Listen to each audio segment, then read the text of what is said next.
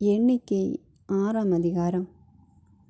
ஆண்டவர் மோசேயிடம் கூறியது: இஸ்ரேல் மக்களிடம் சொல், ஓர் ஆணோ பெண்ணோ தன்னை ஆண்டவருக்கு தனிமைப்படுத்தி சிறப்பான பொருத்தனையான நாசீர் பொருத்தனை செய்து ஆண்டவருக்கு தன்னை அர்ப்பணித்தால் திராட்சைரசம், மது ஆகியவற்றை அவன் விலக்க வேண்டும். திராட்சைரசம், மது ஆகியவற்றின் காடியை அருந்தக்கூடாது. திராட்சை பழ சாற்றை குடிக்கக்கூடாது. திராட்சை பழங்களையோ வற்றலையோ உண்ணவும் கூடாது. பொருத்தனை காலம் முழுதும் திராட்சை கொடியிலிருந்து கிடைக்கும் எதையும், விதைகள், தோல்களை கூட அவன் உண்ணக்கூடாது. அர்ப்பணம் செய்து கொண்ட பொருத்தனை காலம் முழுவதும் சவரக்கத்தி அவன் தலையில் படக்கூடாது. ஆண்டவருக்காக தன்னை அர்ப்பணித்து கொண்ட கால முடியும் மட்டும் அவன் தூய்மையுடன் இருப்பான். அவன் தன் தலைமுடியை நீளமாக வளர விடுவான். ஆண்டவருக்கென்று தன்னை அர்ப்பணித்து கொண்ட காலம் முழுதும் பிணத்தருகே அவன் போகக்கூடாது. தன் தந்தை, தாய், சகோதரன், சகோதரி இறந்தால் கூட அவர்களுக்காக தன்னை தீட்டுப்படுத்தக்கூடாது. ஏனெனில் கடவுளுக்கு தன்னை அர்ப்பணித்து கொண்டதன் அடையாளம் அவன் தலையில் இருக்கிறது. அர்ப்பண காலம் முழுதும் அவன் ஆண்டவருக்கு தூய்மையாக இருப்பான். எவரேனும் திடீரென அவன் அருகே இறந்து புனிதப்படுத்தப்பட்டு அவன் தலையை தீட்டுப்படுத்தினால் தூய்மைப்படுத்தும் நாளில் அவன் தன் தலையை சிரைத்து கொள்ள வேண்டும். 7ஆம் நாளில் அவன் அதை சிரைத்து கொள்வான். 8ஆம் நாளில் அவன் 2 காட்டு புறாக்களையோ 2 மாடப்புறா குஞ்சுகளையோ சந்திப்பு கூடார நுழைவாயிலுக்கு குருவிடம் கொண்டு வர வேண்டும். குரு ஒன்றை பாவம் போக்கும் பலியாகவும் மற்றதை எரிபலியாகவும் ஒப்புக் கொடுப்பார். பிணத்தை முன்னிட்டு அவன் பாவம் செய்துள்ளதால் அவனுக்காக கறை நீக்கம் செய்வார். அதே நாளில் அவன் தலையையும் புனிதப்படுத்துவார். அவன் பொருத்தனை செய்த காலத்திற்காக மீண்டும் தன்னை ஆண்டவருக்கு அர்ப்பணிப்பான். குற்ற நீக்க பலிக்காக ஓராண்டு ஆட்டுக்கிடாய் ஒன்றை கொண்டு வருவான். அவன் அர்ப்பண நிலை தீட்டுப்பட்டதால் கடந்துவிட்ட காலம் கணக்கில் வராது. அர்ப்பண கால நிறைவேறும்போது நாசீருக்கான சட்டம் இதுவே: சந்திப்பு கூடாரத்தின் நுழைவாயிலுக்கு அவன் கொண்டு வரப்படுவான். ஆண்டவருக்கு அவன் கொண்டு வரும் நேர்ச்சி பொருள் பலிக்காக பழுதற்ற ஓராண்டு செம்மறிக்கிடாய் ஒன்று, பாவ நீக்க பலிக்காக பழுதற்ற ஓராண்டு ஆட்டுக்குட்டி ஒன்று, நல்லறோ பலிக்காக பழுதற்ற ஆட்டுக்கிடாய் ஒன்று, புளிப்பற்ற அப்பம் 1 கூடை, எண்ணெயில் மெல்லிய மாவை பிசைந்து செய்த நெய்யப்பங்கள், எண்ணெய் தடவி புளிப்பற்ற மாவால் செய்த அடைகள், அவற்றின் உணவு படையல், நீர்ம படையல் ஆகியவை. குருத்துவ ஆசி மொழிகள். குரு அவற்றை ஆண்டவர் முன் கொண்டு வந்து அவனுக்காக பாவம் போக்கும் பலியையும் எரிபலியையும் நிறைவேற்றுவார். கூடையில் உள்ள புளிப்பற்ற அப்பத்தோடு ஆட்டுக்கிடாயை ஆண்டவருக்கு நல்லறோ பலியாக ஒப்பு கொடுப்பார். மேலும் அவனுக்காக குரு உணவு படையிலையும் நீர்ம படையிலையும் படைப்பார். நாசீர் புனிதப்படுத்தப்பட்ட தன் தலையை சந்திப்பு கூடார நுழைவாயிலில் மழித்து புனிதப்படுத்தப்பட்ட தன் தலைமுடியை எடுத்து நல்லறோ பலியின் அடியில் இருக்கும் நெருப்பில் போடுவான். அவன் புனிதப்படுத்தப்பட்ட தன் தலையை மழித்த பின்னர் குரு வெந்து கொண்டிருக்கும் ஆட்டுக்கிடாயின் முன் சந்தை எடுத்து கூடையிலிருந்து நெய்யப்பம் ஒன்றையும் புளிப்பற்ற அடை ஒன்றையும் எடுத்து நாசீர் கைகளில் வைப்பார். அவற்றை ஆரத்தி படையலாக குரு ஆண்டவர் திருமுன் காட்டுவார். ஆரத்தியாக காட்டப்பட்ட மார்பு பகுதியும் உயர்த்தி படைக்கப்பட்ட தொடையும் புனித பங்காக குருவே சேரும். அதன் பின்னரே நாசீர் திராட்சை ரசம் குடிக்கலாம். நாசீர் பொருத்தனை செய்பவனுக்கான சட்டம் இதுவே: ஆண்டவருக்கு அவன் கொண்டு வரும் நேர்ச்சை படையல் அவனது நாசீர் பொருத்தனைக்கேற்ப இருக்க வேண்டும். இது மற்றபடி அவன் தர இயன்றதற்கு நீங்காலானது. அவனது பொருத்தனைக்கேற்ப தன் நாசீர் அர்ப்பணத்துக்குரிய சட்டத்தின்படி அவன் செய்ய வேண்டும். ஆண்டவர் மோசேயிடம் கூறியது: நீ ஆரோனிடமும் அவன் புதல்வரிடமும் சொல், நீங்கள் இஸ்ரேல் மக்களுக்கு ஆசி கூற வேண்டிய முறை: ஆண்டவர் உனக்கு ஆசி வழங்கி உன்னை காப்பாராக. ஆண்டவர் தம் திருமுகத்தை உன்மேல் ஒளிர செய்து உன்மீது அருள் பொழிவாராக. ஆண்டவர் தம் திருமுகத்தை உன் பக்கம் திருப்பி உனக்கு அமைதி அருள்வாராக. இவ்வாறே அவர்கள் என் பெயரை இஸ்ரேல் மக்களிடையே நிலைநாட்டுவார். நானும் அவர்களுக்கு ஆசி வழங்குவேன். 7ஆம் அதிகாரம். தலைவர்களின் படையல்கள். மோசே திருவுறைவிடத்தை எழுப்பி முடித்து அதனை அதன் அனைத்து பொருட்களோடும் திருப்பொழிவு செய்து அர்ப்பணித்து பீடத்தையும் அதன் துணைக்கலன்களோடு திருப்பொழிவு செய்து அர்ப்பணித்த நாளில் கணக்கிட்டப்பட்டோருக்கு மேற்பார்வையாளராயிருந்த இஸ்ரேல் தலைவர்கள், அவர்கள் மூதாதையார் வீட்டு தலைவர்கள், குலத்தலைவர்கள் ஆகியோர் காணிக்கைகள் கொணர்ந்தனர். அவர்கள் ஆண்டவர் திருமுன் இரு தலைவர்களுக்கு ஒரு வண்டியும் ஒவ்வொருவருக்கும் ஒரு மாடுமாக 6 கூண்டு வண்டிகளையும் 12 மாடுகளையும் திரு உறைவிடத்திற்கு தங்கள் காணிக்கைகளாக கொண்டு வந்தனர். பின் ஆண்டவர் மோசேயிடம் கூறியது, சந்திப்பு கூடார பணியை செய்வதற்கு பயன்படும்படி இவற்றை பெற்றுக்கொள். ஒவ்வொருவரின் பணிக்கு ஏற்ப இவற்றை லேவியரிடம் ஒப்படைப்பாய். அவ்வாறே மோசே வண்டிகளையும் மாடுகளையும் பெற்று லேவியரிடம் ஒப்படைத்தார். கோர்சன் புதல்வருக்கு அவரவர் பணிக்கேற்ப 2 வண்டிகளையும் 4 மாடுகளையும் கொடுத்தார். அவன் மெராரி புதல்வருக்கு அவர்கள் பணிக்கேற்ப 4 வண்டிகளையும் 8 மாடுகளையும் கொடுத்தார். இவர்கள் பணி குருவாகிய ஆரோனின் மகன் இத்தாமாரின் மேற்பார்வையில் இருந்தது. ஆனால் கோகோத்தின் புதல்வருக்கு அவர் ஒன்றும் கொடுக்கவில்லை. ஏனெனில் அவர்கள் தோளில் வைத்து சுமக்க வேண்டிய புனித பொருட்களை கவனிக்கும் பொறுப்பில் இருந்தனர். மேலும் பலிபீடம் திருப்பொழிவு செய்யப்பட்ட நாளில் அதன் அர்ப்பணத்துக்காகவும் தலைவர்கள் காணிக்கைகள் கொண்டு வந்து பலிபீடத்தின் முன் வைத்தனர். ஆண்டவர் மோசேயிடம், நாளுக்கு ஒருவராக தலைவர்கள் தங்கள் காணிக்கைகளை பலிபீட அர்ப்பணத்திற்காக கொண்டு வரட்டும் என்றார். முதல் நாளில் தம் காணிக்கையை கொண்டு வந்தவர் நகசோன். இவர் யூத குலத்து அபினதாபின் மகன். அவரது காணிக்கை தூயக செக்கேலின்படி 1½ கிலோகிராம் நிறையுடைய வெள்ளித்தட்டு 1, 800 கிராம் நிறையுடைய வெள்ளிக்கலம் 1.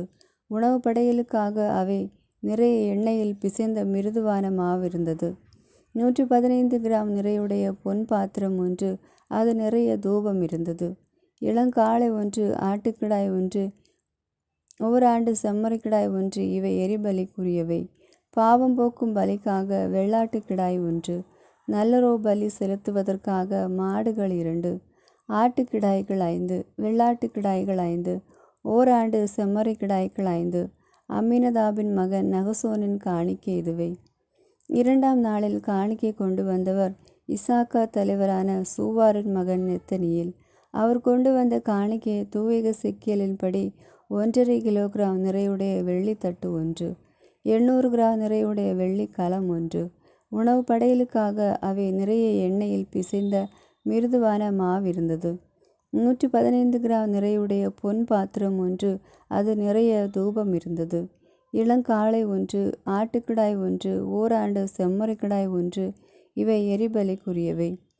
பாவம் போக்கும் பலிக்காக வெள்ளாட்டுக்கிடாய் 1, நல்லரோ பலி செலுத்துவதற்காக மாடுகள் 2, ஆட்டுக்கிடாய்கள் 5, வெள்ளாட்டுக்கிடாய்கள் 5, ஓராண்டு செம்மறிக்கிடாய்கள் 5.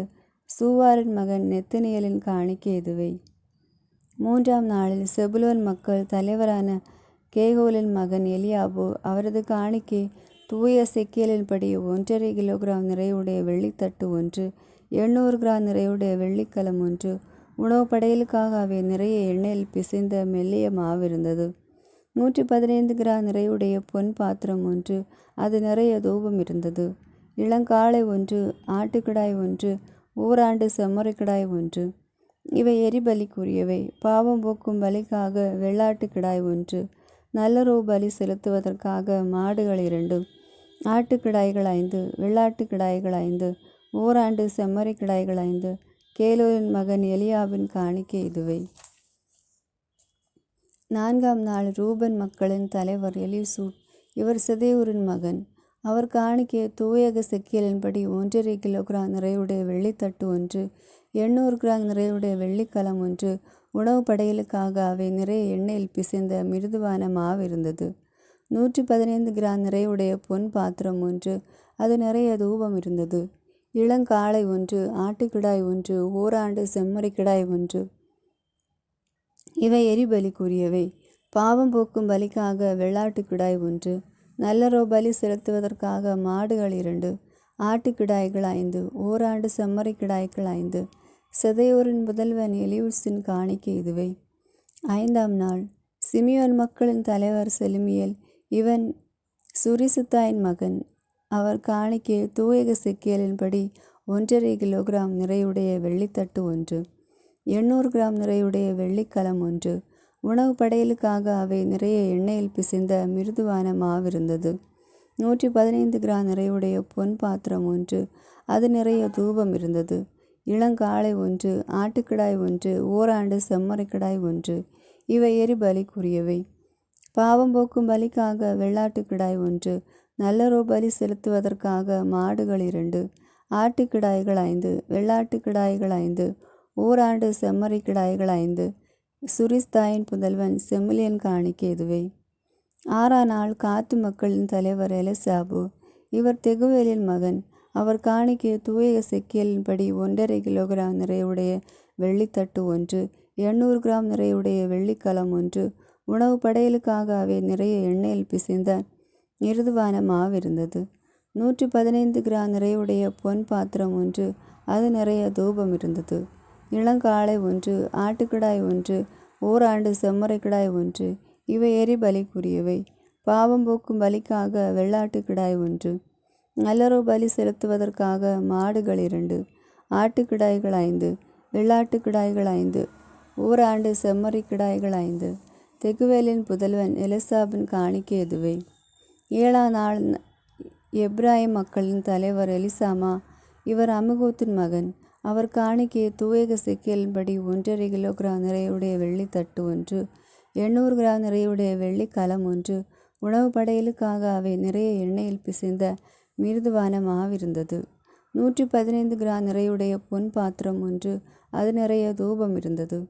இளங்காளை ஒன்று, ஆட்டுக்கிடாய் ஒன்று, ஓராண்டு செம்மறிக்கிடாய் ஒன்று, இவை எரிபலிக்குரியவை.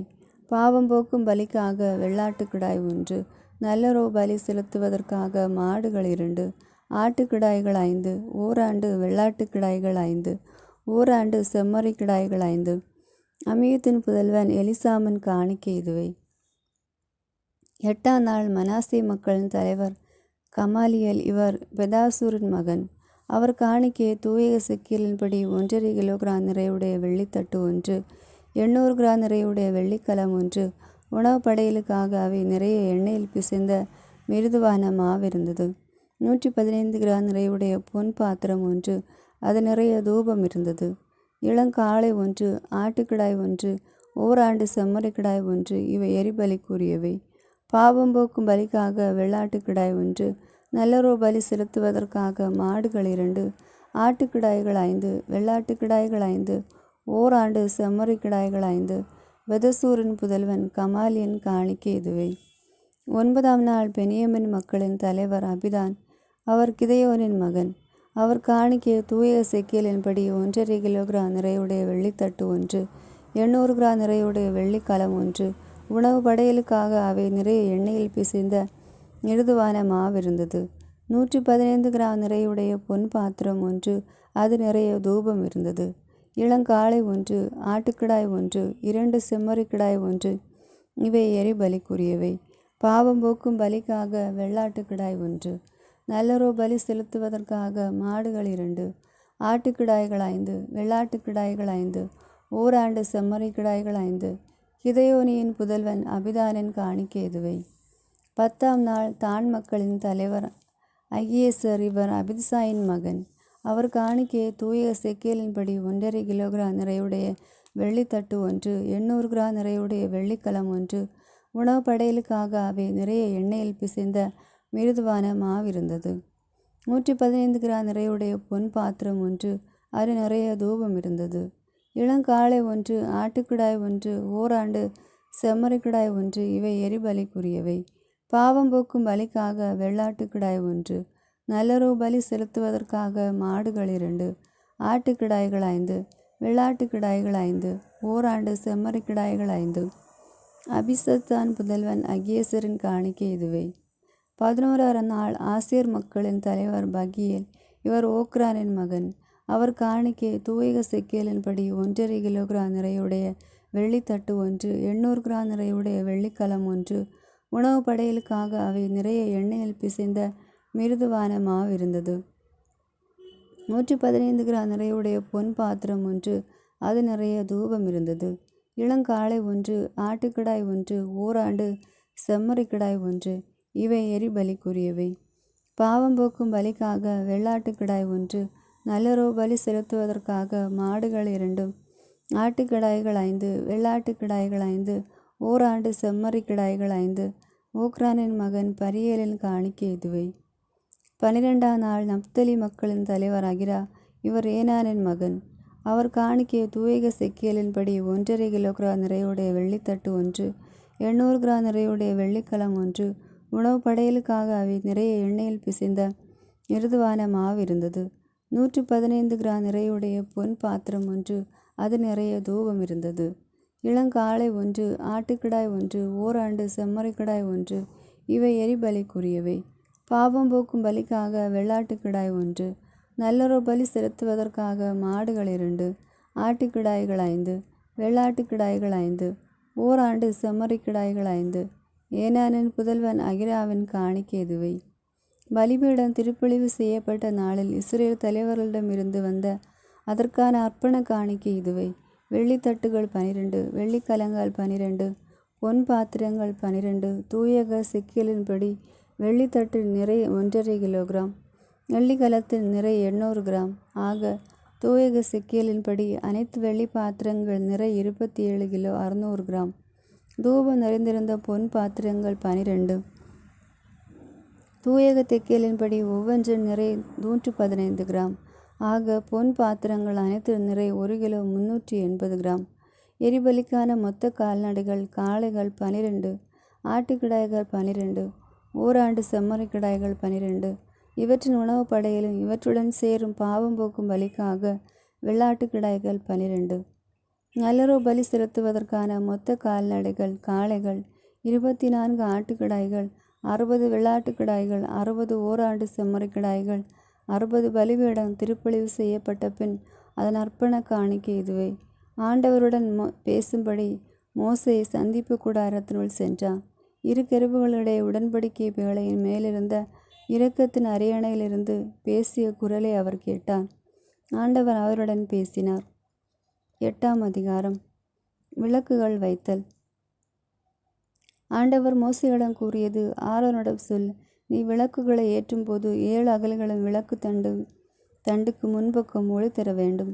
ஆரோன் அப்படியே செய்தார்.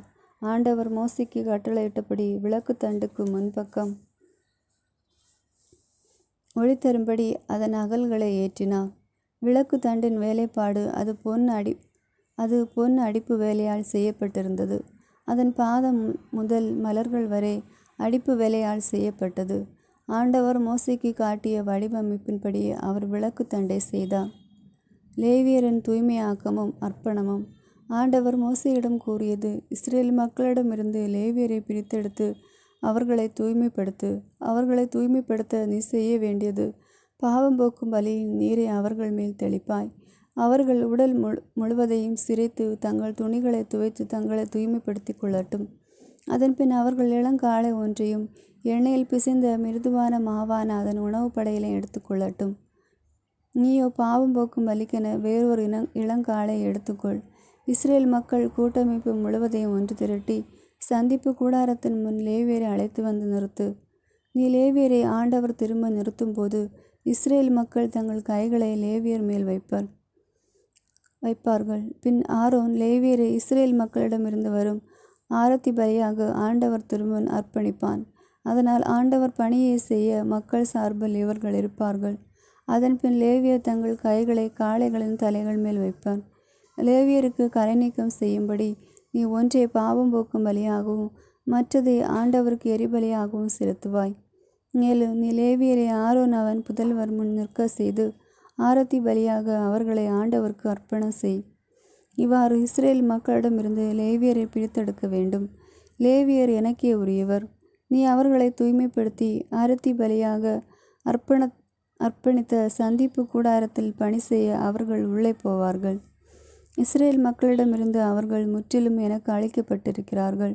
இஸ்ரேல் மக்களில் கருப்பையை திறந்து பிறக்கும் தலைப்பேர் அனைத்திற்கும் ஈடாக அவர்களை நான் எனக்கென உரிமையாக்கி கொண்டேன். ஏனெனில் இஸ்ரேல் மக்களிடையே மனிதரிலும் கால்நடைகளிலும் தலைப்பேர் அனைத்தையும் என்னுடையவை. எகிப்து நாட்டில் நான் தலைப்பேரானதையும் சாகடித்த நாளில் அவர்களை நான் எனக்கென அர்ப்பணித்து கொண்டேன். இஸ்ரேல் மக்களில் தலைப்பேர் அனைத்துக்கும் ஈடாக லேவியரை நான் உரிமையாக்கி கொண்டேன். இஸ்ரேல் மக்களில் லேவியரை நான் ஆரோனிடமும் அவன் புதல்வரிடமும் கொடையாக அளித்து விட்டேன். இஸ்ரேல் மக்களுக்காக அவர்கள் சந்திப்பு கூடாரத்தில் பணி செய்வார்கள். இஸ்ரேல் மக்களுக்காக கரைநீக்கும் பலியையும் செலுத்துவார்கள். இதனால் இஸ்ரேல் மக்கள் தூயகத்தை அடுத்து வரவேண்டி இருந்தாலும் இஸ்ரேல் மக்களுக்கு தீங்கு ஏதும் நேரிடாது. மோசேயும் ஆரோனும் இஸ்ரேல் மக்கள் கூட்டமைப்பினர் அனைவரும் லேவியருக்கு இவ்வாறே செய்தனர். லேவியரை பற்றி ஆண்டவர் மோசேக்கு கட்டளையிட்டபடி எல்லாம் இஸ்ரேல் மக்கள் அவர்களுக்கு செய்தனர். லேவியர் பாவத்திலிருந்து தங்களை தூய்மைப்படுத்தி கொண்டனர். தங்கள் துணிகளை துவைத்தனர். ஆரோன் அவர்களை ஆரத்தி பலியாக ஆண்டவர் திருமுன் அர்ப்பணித்தார். அவர்களை தூய்மைப்படுத்தும்படி ஆரோன் அவர்களுக்காக கரைநீக்கம் பலியை செலுத்தினார். அதன் பின் ஆரோனுக்கும் அவர் புதல்வருக்கும் முன்பாக சந்திப்பு கூடாரத்தில் தங்களுக்குரிய பணி செய்யும்படி லேவியர் உள்ளே சென்றனர். ஆண்டவர் மோசேக்கு கட்டளையிட்டபடியே அவர்கள் லேவியருக்கு செய்தனர். மேலும் ஆண்டவர் மோசேயிடம் லேவியர் பற்றி கூறியது, 25 வயதும் அதற்கு மேலுமானோர் சந்திப்பு கூடார வேலையின் பணிகளை செய்ய செல்வர். 50 வயதுக்கு மேலானோர் வேலையின் பணிகளிலிருந்து விலகிக் கொள்வர். அதன்பின் பணிகள் ஏதும் கிடையாது. ஆனால் சந்திப்பு கூடாரத்தில் தங்கள் சகோதரன் பணிக்கு துணை நிற்பர். தாங்களாக ஏதும் செய்யலாகாது. லேவியர் பணிகளை நீ இவ்வாறு ஒழுங்குபடுத்துவாய். 9ஆம் அதிகாரம். 2ஆம் பாஸ்கா. எகிப்து நாட்டிலிருந்து அவர்கள் வெளியேறி வந்த 2ஆம் ஆண்டு முதல் மாதம் சீனாய் பாலை நிலத்தில் ஆண்டவர் மோசேயோடு பேசினார். அவர் கூறியதாவது, இஸ்ரேல் மக்கள் குறிக்கப்பட்ட காலத்தில் பாஸ்காவை கொண்டாடட்டும். இம்மாதம் 14ஆம் நாள் அந்தி மாலை பொழுதில் குறிக்கப்பட்ட நேரத்தில் நீங்கள் அதை கொண்டாடுவீர்கள். அதன் எல்லா விதிமுறைகளின்படியும் எல்லா ஒழுங்குகளின்படியும் நீங்கள் அதை கொண்டாட வேண்டும். அவ்வாறே பாஸ்காவை கொண்டாடும்படி மோசே இஸ்ரேல் மக்களிடம் கூறினார். அவர்கள் முதல் மாதம் 14ஆம் நாள் அந்தி மாலை பொழுதில் சீனாய் பாலை நிலத்தில் பாஸ்காவை கொண்டாடினார்கள். ஆண்டவர் மோசேக்கு கட்டளையிட்டபடி எல்லாம் இஸ்ரேல் மக்கள் செய்தனர். ஒருவனின் பிணத்தை தொட்டு தீட்டுப்பட்டதை முன்னிட்டு சிலர் அந்நாளில் பாஸ்காவை கொண்டாட முடியவில்லை. அவர்கள் அந்நாளில் மோசேயிடமும் ஆரோனிடமும் வந்தனர். அந்த ஆட்கள் மோசேயிடம், ஒருவனின் பிணத்தை தொட்டதால் நாங்கள் தீட்டுப்பட்டிருக்கிறோம். ஆண்டவருக்கான காணிக்கையை குறித்த காலத்தில் செலுத்த இஸ்ரேல் மக்களிடையே நாங்கள் மட்டும் ஏன் விலக்கப்பட வேண்டும் என்று கேட்டனர். அவர் அவர்களிடம், உங்களை பற்றி ஆண்டவரிடம் கட்டளை என்னவென்று நான் கேட்டு அறியும் வரை பொறுத்திருங்கள் என்றார். ஆண்டவர் மோசேயிடம் கூறியது, இஸ்ரேல் மக்களிடம் சொல், உங்களிலும் உங்களுக்கு பின் வரும் தலைமுறைகளிலும் எவனாவது ஒரு பிணத்தை தொட்டு தீட்டுப்பட்டிருந்தால் அல்லது நெடும் பயணத்தில் ஈடுபட்டிருந்தால் அவனும் ஆண்டவருக்கு பாஸ்காவை கொண்டாட வேண்டும்.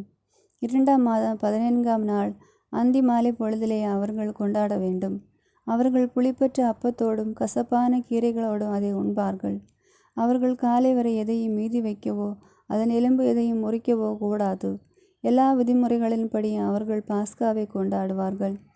ஆனால் ஒருவன் தீட்டுப்படாதிருந்தும் பயணத்தில் ஈடுபடாதிருந்தும் பாஸ்காவை கொண்டாடாதது ஒதுங்கியிருந்தால் அவன் தன் மக்களிலிருந்து விலக்கப்படுவான்.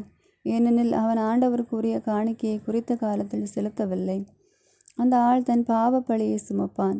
உங்களோடு தங்கியிருக்கும் வேற்றினத்தவன் ஒருவன் ஆண்டவருக்கு பாஸ்காவை கொண்டாட விரும்பினால் பாஸ்காவின் விதிமுறைகள் ஒழுங்குக்கேற்ப அவன் செய்ய வேண்டும். வேற்று நாட்டவனுக்கும் சொந்த நாட்டவனுக்கும் இருக்க வேண்டிய ஒரே விதிமுறையே. நெருப்பு மேகம். திருவுறைவிடம் எழுப்பப்பட்ட நாளில் மேகம் திருவுறைவிடத்தை, அதாவது உடன்படிக்கை திருவுறைவிடத்தை மூடியது. அது திருவுறைவிடத்தின் மேல் மாலை முதல் காலை வரை நெருப்பு மயமாயிருந்தது. இது தொடர்ந்து நிகழ்ந்தது. மேகம் மூடியது. இரவில் நெருப்பு மயமாயிருந்தது. கூடாரத்தின் மேலிருந்து மேகம் எழும்பி சென்றபோது இஸ்ரேல் மக்கள் புறப்படுவர். மேகம் தங்கியிருந்த இடத்தில் இஸ்ரேல் மக்கள் பாளையம் இறங்குவர். ஆண்டவர் கட்டளைப்படியே இஸ்ரேல் மக்கள் புறப்பட்டனர். ஆண்டவர் கட்டளைப்படியே அவர்கள் பாளையம் இறங்கினர். மேகம் திருவுறைவிடத்தின் மேல் தங்கியிருந்த நாளெல்லாம் அவர்களும் பாளையத்தில் தங்கியிருந்தனர். மேகம் திருவுறைவிடத்தின் மேல் பல நாட்கள் தொடர்ந்திருந்த போது கூட இஸ்ரேல் மக்கள் ஆண்டவர் வார்த்தையை கடைபிடித்தனர். அவர்கள் புறப்படவில்லை. சில வேளைகளில் மேகம் திருவுறைவிடத்தின் மேல் சில நாட்களே இருந்தது. ஆண்டவர் கட்டளைப்படி அவர்கள் பாளையத்தில் தங்கியிருந்தனர். பின் ஆண்டவர் கட்டளைப்படி அவர்கள் புறப்பட்டனர். சில நேரங்களில் மேகமும் மாலை முதல் காலை வரை தங்கியிருந்தது. காலையில் மேகம் எழும்பி சென்றது. அவர்கள் புறப்பட்டனர். பகலிலோ இரவிலோ மேகம் எழும்பி சென்றதும் அவர்கள் புறப்பட்டனர். 2 நாட்கள் மட்டுமோ 1 மாதம் அல்லது அதற்கு மேற்பட்ட நாட்களோ மேகம் திருவுறைவிடத்தின் மேல் தொடர்ந்து தங்கியிருந்ததால் இஸ்ரேல் மக்களும் பாளையத்திலே தங்கியிருந்தனர். அவர்கள் புறப்படவில்லை. ஆண்டவர் கட்டளைப்படியே அவர்கள் பாளையமிறங்கி ஆண்டவர் கட்டளைப்படியே அவர்கள் புறப்பட்டு சென்றனர். ஆண்டவர் மோசே வழியாக கட்டளையிட்டபடி அவர்கள் ஆண்டவர் வார்த்தையை கடைபிடித்தனர். 10ஆம் அதிகாரம். வெள்ளி எக்காளங்கள். ஆண்டவர் மோசேயிடம் கூறியது, 2 வெள்ளி எக்காளங்கள் செய்துகொள். அடிப்பு வேலையாக அவற்றை செய்ய வேண்டும். மக்கள் கூட்டமைப்பை ஒன்று கூட்டவும் பாளையத்தை பெயர்க்கவும் நீ அவற்றை பயன்படுத்துவாய்.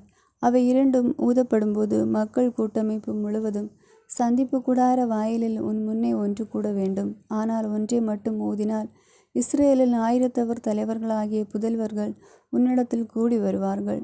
நீ பெருந்தொனியனாய் ஊதுகையில் கீழ்ப்புற பாளையங்கள் புறப்படும். அத்துடன் 2ஆம் முறை நீ பெருந்தொனியனாய் ஊதுகையில் தென்முற பாளையங்கள் புறப்படும். அவர்கள் புறப்படும் போதெல்லாம் பெருந்தொனியாய் ஊத வேண்டும். சபையை ஒன்று கூட்ட நீ ஊதும்போது பெருந்தொனி எழுப்பக்கூடாது. ஆரோனின் புதல்வரான குருக்கள் எக்காலங்களை ஊத வேண்டும். எக்காலங்கள் உங்கள் தலைமுறை தோறும் நிலையான நியமமாக இருக்கும். உங்கள் நாட்டில் உங்களை ஒடுக்குகிற பகைவருக்கு எதிராக போருக்கு செல்கையில் எக்காலங்களால் பெருந்தொனி எழுப்புங்கள். அப்போது கடவுளாகிய ஆண்டவர் திருமுன் நீங்கள் நினைவு கூறப்பட்டு பகைவரிடமிருந்து விலக்கப்படுவீர்கள்.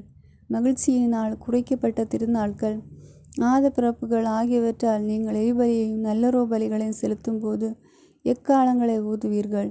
அவை கடவுள் திருமுன் உங்களுக்கு நினைவூட்டுதலாக பயன்படும். நானே உங்கள் கடவுளாகிய ஆண்டவர். இஸ்ரேலின் புறப்பாடு.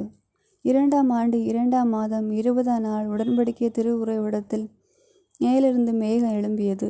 இஸ்ரேல் மக்கள் சீனாய் பாலை நிலத்திலிருந்து பகுதி பகுதியாக கடந்து சென்றனர். பாரான் பாலை நிலத்தின் மேல் தங்கிற்று. மோசே வெளிவந்த கடவுளின் கட்டளைப்படி இப்பொழுது முதன்முறையாக அவர்கள் புறப்பட்டனர். யூத மக்களது பாளையத்தின் கொடி அவர்களை சேர்ந்த கூட்டத்தவரோடு முதலில் புறப்பட்டது. அவர்கள் படைத்தலைவன் அபினதாபின் மகன் நகசோன், இசாக்கார் மகள் குலத்தின் படைத்தலைவன் சூவாரின் மகன் நெத்தனியேல், செபுலன் மக்கள் குலத்தின் படைத்தலைவன் கோலோனின் மகன் எலியாபு. மேலும் திருவுறைவிடம் இறக்கி வைக்கப்பட்டதும் கோர்சோனின் புதல்வரும் மெராரியரின் புதல்வரும் அதை சுமந்து கொண்டு புறப்பட்டனர். அடுத்து ரூபன் பாளையத்தின் கொடி அவர்களை சேர்ந்த கூட்டத்தவரோடு புறப்பட்டது. அவர்கள் படைத்தலைவன் செதோர் மகன் எலியுட்சு, சிமியோன் மக்கள் குலத்தின் படைத்தலைவன் கரிசாத்தாயின் மகன் செலுமியேல், காத்து மக்கள் குலத்தின் படைத்தலைவன் தெகுவலின் மகன் எலியாசாபு. பின்னர் கோகத்தின் தூய பொருட்களை சுமந்து கொண்டு புறப்பட்டனர். அவர்கள் போய் சேரும் முன் திருவுறைவிடம் எழுப்பப்பட்டிருந்தது. அடுத்தது எப்ராயிம் மக்களது பாளையத்தின் கொடி அவர்களை சேர்ந்த கூட்டத்தவரோடு புறப்பட்டது. அவர்களின் படைத்தலைவன் அபியூத்தின் மகன் எலிசாமா, மனாசே மக்கள் குலத்தின் படைத்தலைவன் பெதாசூரின் மகன் கமலியேல், பென்யமின் மக்கள் குலத்தின் படைத்தலைவன் கிதையோனின் மகன் அபிதான். அனைத்து பாளையங்களுக்கு பின் காவலாக தான் மக்களது பாளையத்தின் கொடி அவர்களை சேர்ந்த கூட்டத்தவரோடு புறப்பட்டது. அவர்களின் படைத்தலைவன் அபித்சாயின் மகன் அகியேசர், ஆசேர் மக்கள் குலத்தில் படைத்தலைவன் ஓக்ரானின் மகன் பகியேல், நப்தலி மக்கள் குலத்தின் படைத்தலைவன் ஏனானின் மகன் அகிரா. இஸ்ரேல் மக்கள் புறப்படுகையில் அவர்கள் படைகளின் அணவரிசை இதுவை. பின்னர் மோசே மிதியானுடைய தான் மாமனுடையமாகிய ரெகுவேலின் மகன் கோபாவிடம் கூறியது, உங்களுக்கு தருவேன் என்று ஆண்டவர் கூறிய இடத்திற்கு நாங்கள் போய்கொண்டிருக்கிறோம். நீ எங்களோடு வா, நாங்கள் உனக்கு நல்லது செய்வோம். ஆண்டவர் இஸ்ரேலுக்கு நல்லதையே வாக்களித்துள்ளார். அவனோ அவரிடம் நான் வரமாட்டேன், நான் என் சொந்த நாட்டுக்கு என் இனத்தவரிடம் போவேன் என்றான்.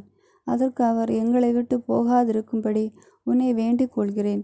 பாலை நிலத்தில் எப்படி பாளையம் இறங்க வேண்டும் என்று உனக்கு தெரியும். எங்களுக்கு நீ கண்களாயிருப்பாய். நீ எங்களோடு வந்தால் ஆண்டவர் எங்களுக்கு என்னென்ன நன்மை செய்வாரோ அதை உனக்கு நாங்கள் செய்வோம் என்றார். ஆண்டவர் மலையை விட்டு இஸ்ரேலர் 3 நாள் பயணம் செய்தனர். அவர்கள் அடுத்து தங்கும் இடத்தை காட்டும்படி ஆண்டவரின் உடன்படிக்கை பேழை 3 நாள் பயணித்தலும் அவர்கள் முன் சென்றது. அவர்கள் பாளையத்திலிருந்து புறப்பட்ட போதெல்லாம் ஆண்டவரின் மேகம் பகலில் அவர்கள் மேலிருந்தது. பேழை புறப்படும் போதெல்லாம் மோசே, ஆண்டவரை எழுந்தருளும், உம் பகைவர் சிதறுண்டு போகட்டும், வெறுப்போர் முன் நின்று ஒடியோடு அழியட்டும் என்று கூறுவார். அது தங்கும்போதோ அவர், ஆண்டவரே, பல்லாயிரவரான இஸ்ரேலிடம் திரும்பும் என்பார். ஆமேன். God bless you.